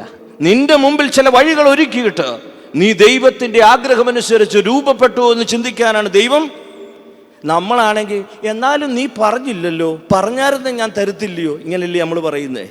നിന്റെ കയ്യിൽ ദൈവം ചില അനുഗ്രഹങ്ങൾ തരുന്നത് ദൈവം ആഗ്രഹിക്കുന്ന പോലെ നീ പ്രവർത്തിക്കാൻ വേണ്ടിയാ. ഏലിയാവിനെ ദൈവം അങ്ങനെയാണ് ആഗ്രഹിച്ചത്. പക്ഷെ ഏലിയാവ് പാവത്താൻ അവൻ വിചാരിച്ച് എൻ്റെ വയറ് വിശക്കണം കിട്ടണം, എൻ്റെ വെള്ളം എനിക്ക് കിട്ടണം, ഞാൻ നല്ലവനാണ്, ബാക്കി എല്ലാവരും കുറവുള്ളവരാണ്. ഈ ചിന്തയിലാണ് ഏലിയാവ് ജീവിച്ചത്. അപ്പോൾ ദൈവത്തിന് മനസ്സിലായി ഞാൻ അവനോട് പറയുവാൻ തക്കവണ്ണമുള്ള യോഗ്യതയിലേക്ക് ആര് വളർന്നിട്ടില്ല? ഏലിയാവ് വളർന്നിട്ടില്ല. അപ്പോൾ അവനൊരു ബോധ്യം കൊടുക്കാൻ വേണ്ടിയാണ് രണ്ടാമത്തെ സ്ഥലത്തേക്ക് വിട്ടത്. എങ്ങോട്ട്? സാരഭാത്തിലെ വിധവയുടെ അടുക്കൽ. അപ്പോൾ ഞാൻ മാത്രമല്ല സാരഭാത്തിലെ വിധവയും കൂടെ നല്ലവരുണ്ട് എന്ന് ദൈവം ബോധ്യപ്പെടുത്താൻ വേണ്ടിയാണ് രണ്ടാമത്തെ സ്ഥലമായ സാരഭാത്തിലെ വിധവയുടെ അടുക്കൽ.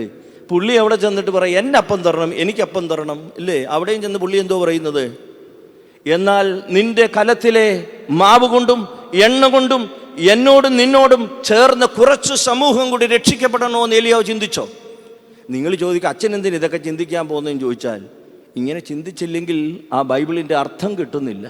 നമ്മൾ ചുമ്മാ എന്തെങ്കിലും ഒരു കഥ വായിച്ചിട്ട് എന്നാൽ പിന്നെ സാരഭാത്തിലെ വിധവ, നമ്മുടെ പാട്ടൊക്കെ നല്ലതാണ്. സാരഭാത്തിലെ വിധവയിലൂടെ കലത്തിലെ എണ്ണ അല്പം കുറഞ്ഞില്ല, ഇതൊക്കെ നമ്മൾ പാടാൻ വിടുക്കരുത്. സാരഭാത്തിലെ വിധവ മോശമാണെന്നല്ല ഞാൻ ഈ പറഞ്ഞത്. പക്ഷെ ദൈവത്തിൻ്റെ ചില പദ്ധതികൾ ഏലിയാവിലൂടെ നിർവഹിക്കപ്പെടേണ്ടതായിട്ടുണ്ട്. അവിടെ ഏലിയാവിന് കെരീത്ത് തോട്ടിൽ വെള്ളം കൊടുത്തത് അത് മുഖാന്തരം പലർക്കും വെള്ളം കൊടുക്കുന്ന ഒരു മനുഷ്യനായി ഏലിയാവ് രൂപപ്പെടാനാ. സാരഭാത്തിലെ വിധവയുടെ അടുക്കിലേക്ക് വിട്ടത് സാരഭാത്തിലെ വിധവയോടൊപ്പം ചില സമൂഹത്തെയും കൂടി അവൻ്റെ വ്യസനത്തിലും വേദനയിലും ദുഃഖത്തിലും ഭാരത്തിലും അവന് വിശപ്പടക്കുവാനുള്ള വഴി തുറക്കുവാൻ വേണ്ടിയാണ് ദൈവം എങ്ങോട്ട് വിട്ടത്? സാരഭാത്തിലെ വിധവയുടെ അടുക്കൽ. അവിടെയും ഏലിയാവ് പറഞ്ഞതുപോലെ വിജയിച്ചില്ല. ഏലിയാവ് എന്തോ ചിന്തിച്ചത്? എനിക്ക് ഭക്ഷണം തരണം, ആ കലത്തിലെ എണ്ണം പറ്റുകയില്ല, എനിക്ക് ഭക്ഷണം തരുന്നത് വരെ എന്ന് പറഞ്ഞ് ദൈവം ഏലിയാവ് പറഞ്ഞൊക്കെ കേൾക്കുന്നുണ്ട്. പക്ഷെ ദൈവം പറയുന്നത് ഏലിയാവ് കേൾക്കുവാൻ തക്കവണ്ണം, മനസ്സിലായോ? ഏലിയാവ് പറയുന്നതൊക്കെ ദൈവം കേൾക്കുന്നുണ്ട്, ദൈവം പറയുന്നത് ഏലിയാവ് കേൾക്കുവാൻ തക്കവണ്ണം അവൻ രൂപപ്പെട്ടിട്ടില്ല. അതാണ് ഞാൻ പറഞ്ഞത്, മൃദുസ്വരം കേൾക്കുവാൻ തക്കവണ്ണമുള്ള യോഗ്യത ജീവിതത്തിൻ്റെ യാത്രകളിൽ, അത് കെരീത്ത് തോട്ടിലായിക്കൊള്ളട്ടെ, സാരഭാത്തിലെ വിധവയുടെ അടുക്കലായിക്കൊള്ളട്ടെ, ദൈവത്തിൻ്റെ ശബ്ദം കേൾക്കുവാൻ തക്കവണ്ണം ആര് രൂപപ്പെട്ടില്ല? അതുകൊണ്ടാണ് നമ്മൾ പറയുന്നത്, കുറേ പ്രായമാവുമ്പോൾ അച്ഛാ എക്സ്പീരിയൻസ് ഒക്കെ വരുമ്പം പലതും ദൈവം പറയുന്നത് കേൾക്കാം. അതുകൊണ്ട് നമ്മൾ പറഞ്ഞു, അച്ഛാ ഇപ്പം ഞങ്ങളുടെ ജീവിതമൊക്കെ ഇങ്ങനെ അങ്ങ് ആടി തിമിർത്ത് തീർക്കട്ടെ, അത് കഴിഞ്ഞ് വയ്യാതാവത്തില്ല, അന്ന് ഞാൻ ദൈവത്തിലേക്ക് മടങ്ങി വരാം. ഈ മഹത്തായ ഉടമ്പടിയാണ് ആധുനിക ലോകം ഇന്ന് ദൈവസന്നിധി വെക്കുന്നത്. ഇപ്പോൾ എനിക്ക് ജീവിക്കാവുന്നതല്ല, ഞാൻ ജീവിച്ചു തീർക്കട്ടെ, എൻ്റെ ജീവിതത്തിൻ്റെ ഒരു സമയമുണ്ട്, ആ സമയം ഞാൻ തിരിച്ചു വരാം. പക്ഷെ ആ സമയം ലഭിക്കുമോ എന്നുള്ളതാണ് നമ്മുടെ പോലെ. ചിലപ്പോൾ പ്രവാചകനായ ഏലിയാവിന് ലഭിച്ചു കാണും, പക്ഷെ നമുക്കങ്ങനെ ഒരു അവസരം ലഭിക്കുമോ എന്നുള്ള ചോദ്യം പറയാൻ പറ്റുകയില്ല. ഇവിടെ കെരീത്ത് തോടും കഴിഞ്ഞപ്പോൾ ദൈവത്തിന് തോന്നി, ഏലിയാവിനെ ഞാൻ വിചാരിച്ചതുപോലെ രൂപപ്പെടുത്തുവാൻ തക്കവണ്ണം കഴിഞ്ഞില്ല, അവൻ അതിനനുസരിച്ച് രൂപാന്തരത്തിലേക്ക് വന്നിട്ടില്ല. അതുകൊണ്ട് രണ്ടാമത്തെ ഒരു ഘട്ടത്തിലേക്ക് പോയി. നീ പോയി ആഹാബ് ഇത്രയും നാളും വെള്ളമൊന്നും ലഭിക്കാത്തതുകൊണ്ട് അവൻ യഹോവയിലേക്ക് മടങ്ങി വന്നോ എന്നറിയാൻ വേണ്ടി നീ തിരിച്ചു ചെല്ലാൻ പറഞ്ഞു. അവിടെ ചെന്ന് കഴിഞ്ഞപ്പോൾ ഏലിയാവ് വിചാരിച്ചു, ഇവൻ വല്ലോ മാനസാന്തരപ്പെട്ട് കാണുമെന്ന് വിചാരിച്ചാണ് ആരെ കാണാൻ ചെന്നത്? ആഹാബിനെ. ആഹാബിനെ കണ്ടപ്പോൾ ആഹാബ് ചോദിക്കുക, നീ ഇസ്രായേലിനെ കഷ്ടപ്പെടുത്തുന്നവനല്ലയോ ഏലിയാവേ എന്ന് പറഞ്ഞപ്പോൾ ഇവന് മനസ്സിലായി, ആഹാബ് യഹോവയിലേക്ക് മടങ്ങി വന്നിട്ടില്ല. ഈ മഹത്തായ ചോദ്യമാണ് ആര് ചോദിച്ചത്? ആഹാബ് ചോദിച്ചത്. നീ ഇസ്രായേലിനെ കഷ്ടപ്പെടുത്തുന്നവനല്ലേ എന്ന് ഏലിയാവിനെ നോക്കി ആര് പറഞ്ഞു?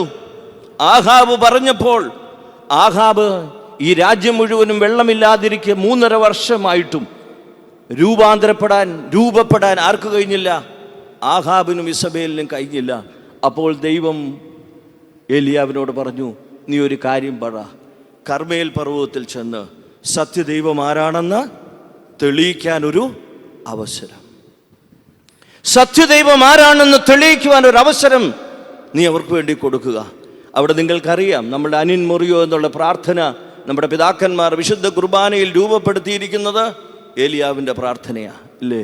കർത്താവെ അരുളി ചെയ്യണമേ, അടിയൻ കേൾക്കുന്നു എന്ന് പറയുന്ന, കർത്താവെ എന്നോട് ഉത്തരവരണമേ എന്നൊരു പ്രാർത്ഥനയുണ്ടല്ലോ.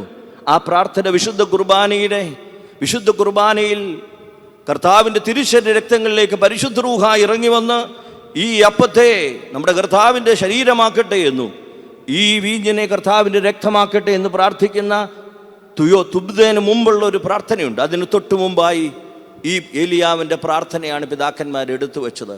അത് ഏലിയാവ് എവിടെ നടത്തിയതാ? കർമ്മേൽ പർവ്വതത്തിൽ നടത്തിയതാ. അവിടെ ഒരു ബലിപീഠത്തിന് മുമ്പിൽ കാഴ്ചവസ്തുവിനെ വെച്ചു. ബാലിൻ്റെ ആളുകളോട് പറഞ്ഞു, നീ പ്രാർത്ഥിക്ക്. അവരെത്ര പ്രാർത്ഥിച്ചിട്ടും അവിടുത്തെ ദൈവം ബാലിൻ്റെ വിഗ്രഹം അതിനകത്തേക്ക് ഒന്നും കടന്നു വന്നില്ല. അവസാനം സത്യദൈവമായ യഹോവയോട് ഏലിയാവ് പ്രാർത്ഥിക്കുകയും അതിൻ്റെ മേൽ തീ ഇറങ്ങുകയും ആരാണ് സത്യദൈവവും തെളിയിച്ചു. യഹോവയായ ദൈവമാണ് സത്യദൈവമെന്ന് എവിടെ തെളിയിച്ചു? എവിടെ തെളിയിച്ചു? അവിടെ വെച്ച് തെളിയിക്കപ്പെട്ടു. അപ്പോൾ ഏലിയാവ് ഒരു വാക്ക് പറഞ്ഞു. എന്താ പറഞ്ഞതെന്നറിയാവോ? എല്ലാത്തിനെയും വെട്ടിക്കളയാൻ പറഞ്ഞു. അങ്ങനെ ബാലിൻ്റെ 450 പ്രവാചകന്മാരെ ഒരു നിമിഷം വെട്ടിക്കളഞ്ഞു. അപ്പോൾ ഇത്രയും വരെ ഒരു സംഭവത്തിൽ ഏലിയാവിനെ ഞാനൊന്ന് പഠിപ്പിച്ചു. അപ്പോൾ ഏലിയാവ് ഇവിടെയൊക്കെ ചിന്തിച്ചൊരു കാര്യമുണ്ട്. എന്താ ഏലിയാവ് ചിന്തിച്ചെന്താണെന്നറിയാവോ? ഞാൻ കർമ്മേൽ പർവ്വതത്തിൽ തീ ഇറക്കി കഴിയുമ്പോൾ, യഹോവയായ ദൈവവും സത്യദൈവവും തെളിയിക്കുമ്പോൾ ഒരു വലിയ ജനസമൂഹം എൻ്റെ പിന്നാലെ വരും. വല്ലവരും വന്നോ? വേദപുസ്തകത്തിൽ അങ്ങനെയൊന്നും എഴുതിയിട്ടില്ല. നമ്മളും പലപ്പോഴും അത്ഭുതങ്ങളൊക്കെ കഴിഞ്ഞാൽ ഇങ്ങനെ നോക്കും. ആധുനിക ലോകത്തെ അത്ഭുത വീരന്മാരൊത്തിരിയുണ്ട്.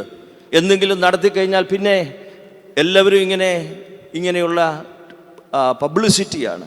ഇവരിങ്ങനെ തൊട്ടപ്പോൾ അവൻ എഴുന്നേറ്റ് ഇങ്ങനെ നടന്നു. ഏലിയാവ് കർമ്മേൽ പുറത്ത് തീ ഇറക്കി. ഏലിയാവ് ഇന്നത്തെ പോലെ ചിന്തിച്ചത്, ആരെങ്കിലുമൊക്കെ എൻ്റെ പിന്നാലെ വരുമോ? ആരെങ്കിലും വന്നോ?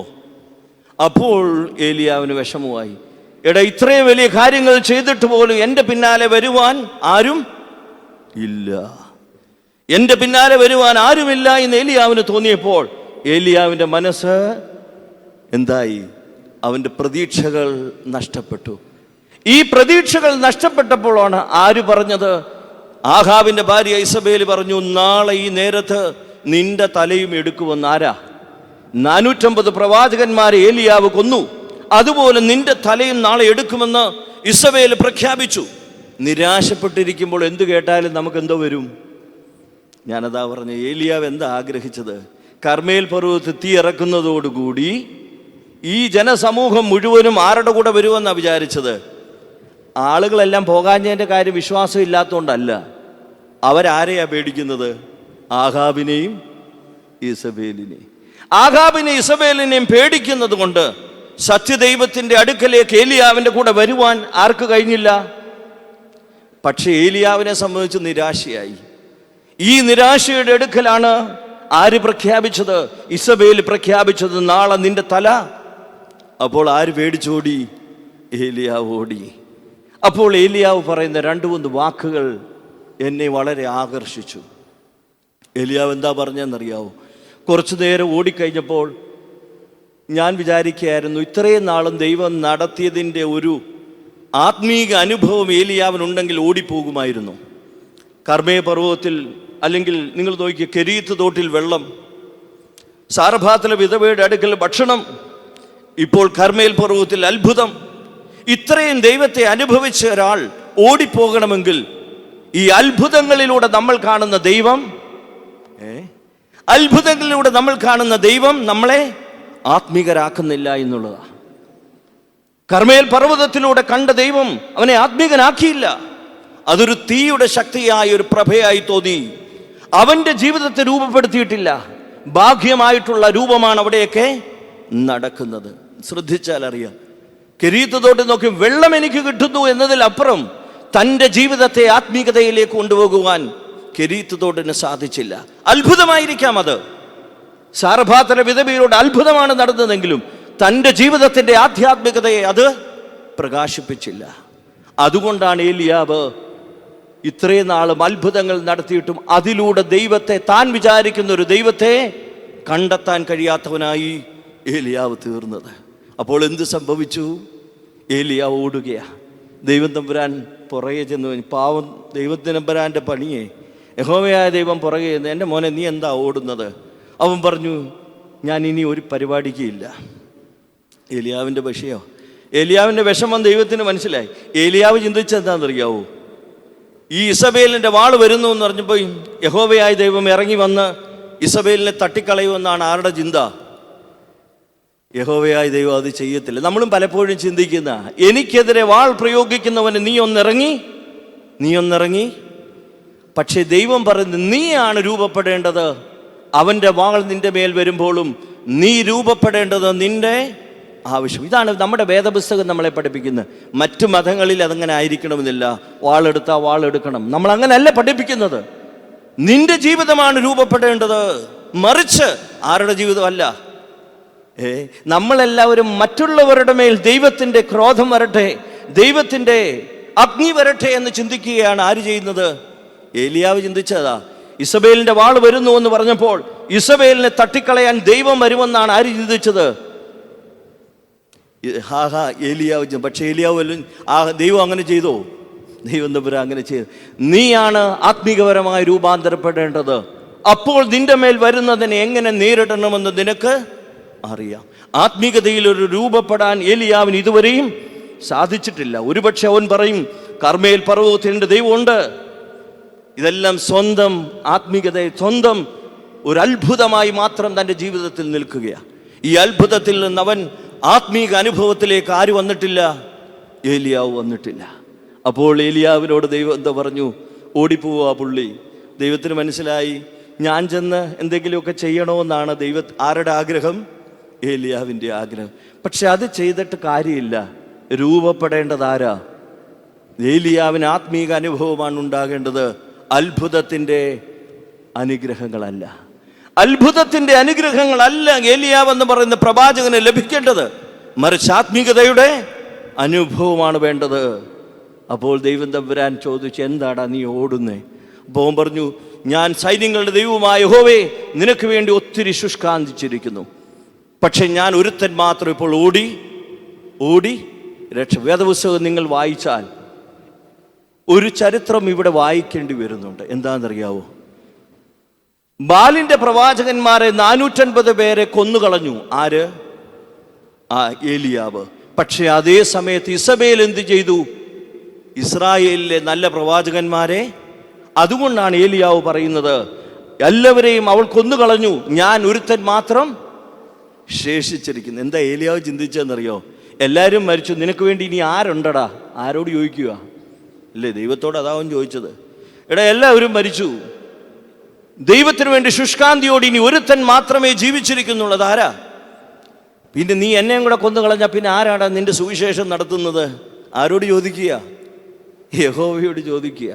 സൈന്യങ്ങളുടെ ദൈവമായ യഹോവേ, ഞാൻ നിനക്ക് വേണ്ടി ശുഷ്കാന്തിച്ചിരിക്കുന്നു, ഞാൻ ഒരുത്തൻ മാത്രം ഇനി ശേഷിച്ചിരിക്കുന്നു, ഇനി ആരുമില്ല, അതുകൊണ്ടാണ് ഞാൻ ഓടിപ്പോകുന്നത്. ഇല്ലേ, ദൈവത്തോട് പേടിയില്ലെന്നല്ല പറയുന്നത്, ആണോ? നമ്മൾ ഇതുപോലൊക്കെ തന്നെ. ദൈവത്തോട് എനിക്ക് പേടിയില്ല, ഇസബേലിന്റെ വാളിനെ പേടിച്ചിട്ടല്ല ഞാൻ ഓടുന്നതെന്ന് ആര് പറയുന്നത്? ഏലിയാവ് പറയുന്നത് എന്താ? സൈന്യങ്ങളുടെ ദൈവമായ യഹോവേ, ഇനി ഞാൻ മാത്രമേ ഉള്ളൂ, ഞാനും കൂടെ നഷ്ടപ്പെട്ടാൽ നിന്നെക്കുറിച്ച് പറയുവാൻ ഇനി ആരെങ്കിലും ഉണ്ടോ? അപ്പോൾ ദൈവത്തിൻ്റെ ഒരു വാക്ക് എന്നെ വളരെ ആകർഷിച്ചു. യഹോവയായ ദൈവം പറഞ്ഞു, എടാ ഏലിയാവേ, നീ പേടിക്കണ്ട, ഇനി 7000-ലധികം പേരെ ഞാൻ ശേഷിപ്പിച്ചിട്ടുണ്ട്. നീ പറയുന്നു നീ മാത്രമേ നീ ശേഷിച്ചിട്ടുള്ളൂ, പക്ഷെ സൈന്യങ്ങളുടെ ദൈവമായ യഹോവ പറയുന്നു 7000-ലധികം ആളുകളെ ഞാൻ ശേഷിപ്പിച്ചിരിക്കുന്നു. ഇത് കേട്ടപ്പോൾ ഏലിയാവിന് മനസ്സിലായി, ഞാൻ പറഞ്ഞ പോലല്ല അവസ്ഥ. ഇസബേലിൻ്റെ വാളിനെ പേടിച്ചാണ് ഞാൻ ഓടിയതെന്ന് യഹോവയായ ദൈവത്തിന് ബോധ്യപ്പെട്ടു. പക്ഷേ ദൈവം പറഞ്ഞു, നീ ആത്മീക അനുഭവത്തിലേക്ക് വളരുവാൻ എന്താണ് ചെയ്യേണ്ടത്?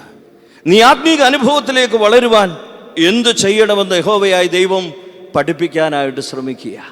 നീ അത്ഭുതങ്ങളിൽ വിശ്വസിച്ചു, അടയാളങ്ങളാണ് വലുതെന്ന് വിചാരിച്ചു, ഞാൻ നിനക്ക് വേണ്ടി വാളിനെ ഇല്ലാതാക്കുമെന്ന് നീ ചിന്തിച്ചു. എല്ലാം ശരിയാ, പക്ഷേ നീ വളരേണ്ടത് അത്ഭുതങ്ങൾ പ്രതീക്ഷിച്ചുകൊണ്ടാകരുത്.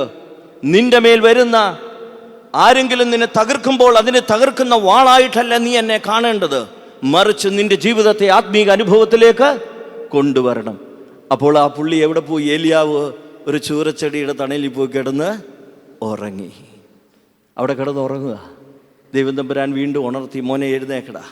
കരലിൽ വെച്ചൊട്ട അടയെടുത്ത് വെച്ചു, എന്നിട്ട് വെള്ളം എടുത്തു വെച്ചു, കുടിച്ചു. എന്നിട്ട് പറഞ്ഞു, നിനക്ക് ദൂരയാത്ര ചെയ്യുവാനുണ്ട്, ഹൊറേബോളം പോകണം. നിനക്ക് ദൂരയാത്ര ചെയ്യുവാനുണ്ട്, ഹൊറേബോളം പോകണം. ഈ യാത്ര കഴിയുമ്പോളേ ഞാൻ പ്രതീക്ഷിക്കുന്ന ഒരു മനുഷ്യനായി ഏലിയാവേ നീ മാറ്റപ്പെടുകയുള്ളൂ. നിനക്ക് അത്ഭുതങ്ങളിലൂടെ നിന്നെ വളർത്തിയിട്ട് ഞാൻ വിചാരിച്ചതുപോലെ നീ രൂപപ്പെട്ടിട്ടില്ല. നിന്റെ മേൽ ക്രോധം വരുമ്പോൾ നീ വിചാരിച്ച വാളുകൾ ഞാൻ എടുത്ത് നിനക്ക് വേണ്ടി പ്രവർത്തിച്ചില്ല. പക്ഷേ നീ ഒരു നേരത്തെ ഭക്ഷണം, ഇത്രയും നാളത്തെ ഏലിയാവിനെ നോക്കിയാൽ ഒരിക്കലും ഉപവസിക്കാത്തവനാണ് ആര്? ആളുകൾക്ക് വെള്ളമില്ലെങ്കിലും ആളുകൾക്ക് ഭക്ഷണമില്ലെങ്കിലും ഏലിയാവിന് വല്ല കുഴപ്പമുണ്ടോ? അതുകൊണ്ട് ജീവിതത്തിൽ ഉപവസിക്കാത്ത ഒരു ഏലിയാവായിരുന്നു. കെരീത്ത് തോട്ടിൽ എന്നും കാക്ക, സാരഭാത്തല വിധവയുടെ അപ്പം, എന്നേലും ഏലിയാവ് ഉപവസിച്ചിട്ടുണ്ടോ? ഇല്ല. പക്ഷെ ദൈവം പറഞ്ഞു, ഒരു നേരത്തെ ഒരല്പം എടുത്തു കൊടുത്തു, ഒരു വെള്ളവും കൊടുത്തിട്ട് പറഞ്ഞു, ഇതുകൊണ്ട് നീ നടക്കടാ എന്ന് പറഞ്ഞു. എത്ര ദിവസം നടന്നു എന്നാ? 40 രാവും 40 പകലും ഹൊറേബോളം നടന്നു. ഒന്ന് വായിച്ചാൽ എന്താ അർത്ഥം? ഒരു നേരത്തെ ഭക്ഷണം കൊണ്ട് ഏലിയാവ് എത്ര ദിവസം നടന്നു? ഇപ്പോൾ ഏലിയാവിന് തോന്നി, ഏതാടാ ആത്മീക അനുഭവം?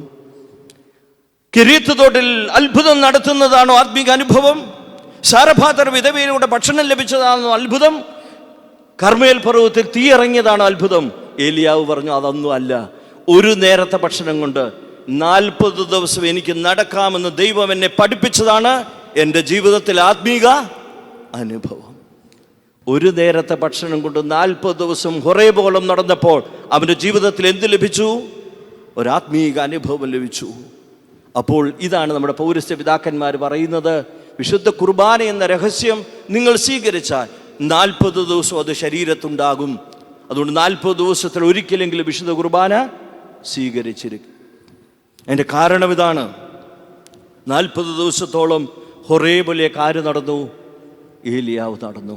40 ദിവസം കൊണ്ട് ഏലിയാവ് രൂപാന്തരപ്പെട്ടു. അവിടെ പോയി ഹൊറേബിൽ ചെന്ന് കിടക്കുമ്പോഴാണ് ദൈവം തമ്പുരാൻ നോക്കി, ഇവൻ മാനസാന്തരപ്പെട്ടുവോ, ആത്മീക അനുഭവം തനിക്ക് പറയുവാൻ തക്കവണ്ണം ഏലിയാവ് രൂപപ്പെട്ടുവോ എന്ന് ചിന്തിച്ചിട്ടാണ് 3 കാര്യങ്ങൾ അവിടെ കൂടെ വത്തിയത്. ഈ ഭൂകമ്പവും തീയൊക്കെ എന്താണെന്ന് മനസ്സിലായോ? കർമ്മേൽ പർവ്വതത്തിൽ ദൈവം ഭൂകമ്പവും തീയെല്ലാം ഇറക്കിയതാ. ഈ കാര്യം ഒന്നുകൂടെ കാണിച്ചു നോക്കിയതാ. ഇത്രയും നാൾ ഏലിയാവിൻ്റെ മനസ്സിലെ ദൈവം എങ്ങനത്തേതാ? ഈ തീയും ഭൂകമ്പവും അഗ്നിയൊക്കെയാ. ഈ തീയും ഭൂകമ്പവും കൊടുങ്കാറ്റും ഒക്കെയാണ് തൻ്റെ ജീവിതത്തിലെ ദൈവം. ഇന്ന് ഏലിയാവിൻ്റെ ജീവിതത്തിലെ ദൈവം മാറ്റപ്പെട്ടു. കാരണം എന്താ? ഒരു നേരത്തെ ഭക്ഷണം കൊണ്ട് 40 ദിവസം നടന്നു. അപ്പോൾ അവൻ വിചാരിച്ചു, എല്ലാ ദിവസവും ഭക്ഷണം കഴിക്കുന്നതാണോ വലുത്? ഒരു നേരത്തെ ഭക്ഷണം കൊണ്ട് 40 ദിവസം ജീവിക്കുന്നതാണോ വലുത്? ഏതാ വലുത്? ഏതാ വലുത്? നമ്മളൊക്കെ പ്രാർത്ഥിക്കുന്നത് എന്താ? എല്ലാ ദിവസവും എനിക്ക് അപ്പം തരണേ, അപ്പം തരണേ. പക്ഷേ അത് അത്ഭുതമാണോ എന്ന് ചോദിച്ചാൽ വേദപുസ്തകം പഠിപ്പിക്കുന്ന, ഏലിയാവിൻ്റെ ചരിത്രം പഠിപ്പിക്കുന്നത് അങ്ങനെയല്ല. എല്ലാ ദിവസവും എൻ്റെ ജീവിതത്തിൽ ദൈവം പ്രവർത്തിക്കുന്നു എന്ന് പറയുന്നതിനേക്കാൾ ഒരു നേരത്തെ ഭക്ഷണം കൊണ്ട് എനിക്ക് 40 ദിവസം നടക്കാനുള്ള പ്രാപ്തി ദൈവം തമ്പുരാൻ എനിക്ക് നൽകുന്നുവെങ്കിൽ ഏതാ വലുത്? അപ്പോഴാണ് ദൈവം പറഞ്ഞത്, ദൈവം ആരാണെന്ന് തിരിച്ചറിയുവാനുള്ള യോഗ്യതയിലേക്ക് ആര് വന്നു? ഏലിയാവ് വന്നു. അപ്പോൾ ദൈവം തമ്പുരാൻ ഒരു പരീക്ഷണം നടത്തി. ആ പരീക്ഷണം എന്താ? വലിയ കൊടുങ്കാറ്റ് പർവ്വതങ്ങളെ കീറി പാറകളെ തകർത്തു. ഏലിയാവ് പറഞ്ഞു, യഹോവേ നീ അതിനകത്ത് ഇല്ല. അത് കഴിഞ്ഞൊരു ഭൂകമ്പമുണ്ടായി.